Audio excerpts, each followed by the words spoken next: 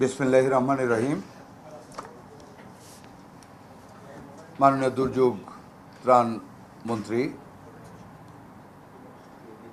দুর্যোগ ত্রাণ মন্ত্রণালয়ের মাননীয় প্রতিমন্ত্রী, মাননীয় কৃষিমন্ত্রী, পানি সম্পদ বিভাগের মাননীয় প্রতিমন্ত্রী, সম্মানিত সাংবাদিক ভাই ও বোনেরা, আসসালামু আলাইকুম রহমতুল্লাহি ওয়া বারাকাতুহু।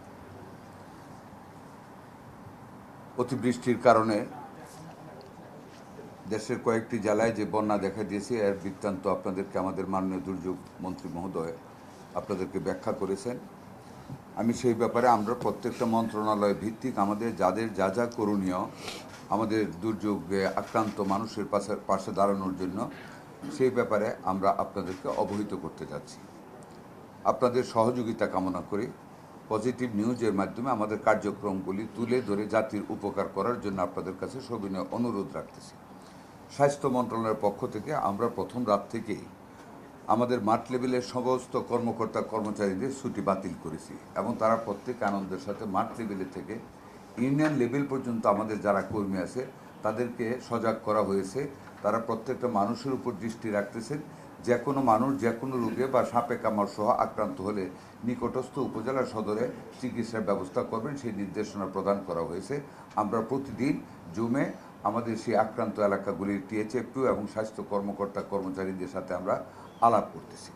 এই পর্যন্ত বন্যায় সাপে কেটেছে যেই কয়জন মানুষকে আলহামদুলিল্লাহ আমরা সাথে সাথে আমাদের উপজেলা হেলথ কমপ্লেক্সে এনে আমরা অ্যান্টিভেনম দিয়ে আমরা তাদেরকে চিকিৎসা করেছি। আমাদের একজন লোকও সাপে কাপড়ে মারা যায়নি। আমরা আপনাদের জ্ঞাতার্থে জানাচ্ছি যে আমাদের নারী, গর্ভবতী মা এবং শিশুদের প্রতি আমাদের গ্রাম পর্যায়ে আমাদের যারা কর্মী আছে তাদেরকে অ্যালার্ট রাখা হচ্ছে। যে কোনো মায়ের যদি প্রসূতির সময় হয় বা কোনো রকম সমস্যা দেখা দেয় তাদেরকে আমরা স্পিডবোটের মাধ্যমে, স্পিডবোট না পেলে যে কোনো স্থানীয় নৌকা বা কিছুর মাধ্যমে আমরা উপজেলা হাসপাতালে আনার ব্যবস্থা রাখতেছি।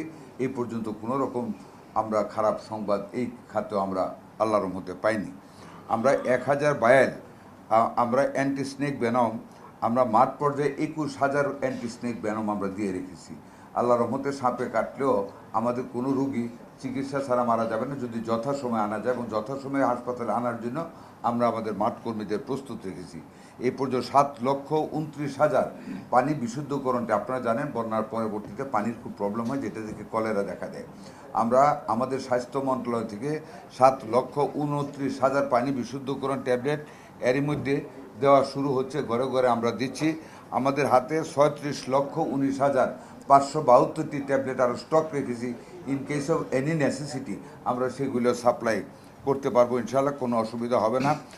3,99,879 ব্যাগ স্যালাইন আমরা প্রস্তুত রেখেছি।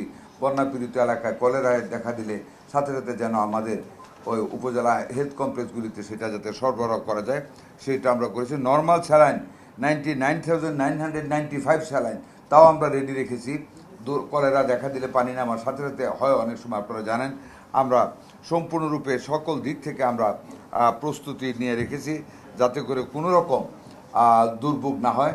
এরই মধ্যে সাতকানিয়াতে আমাদের পানি উঠেছিল হসপিটালে, সাথে সাথে আমরা সমস্ত যন্ত্রপাতি আমরা উপরে উঠিয়ে নিয়েছি এবং এখন পানি নেমে যাচ্ছে, আবার আমরা পুনরায় পুরোদমে কাজ করতেছি।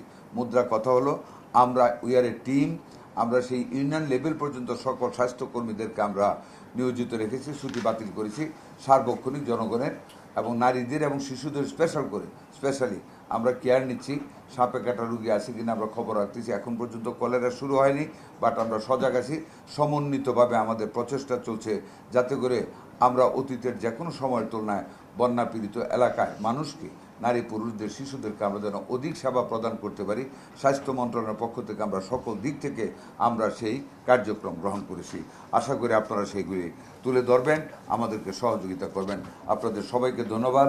আসসালামু আলাইকুম রহমতুল্লাহি ওয়া বারাকাতুহু।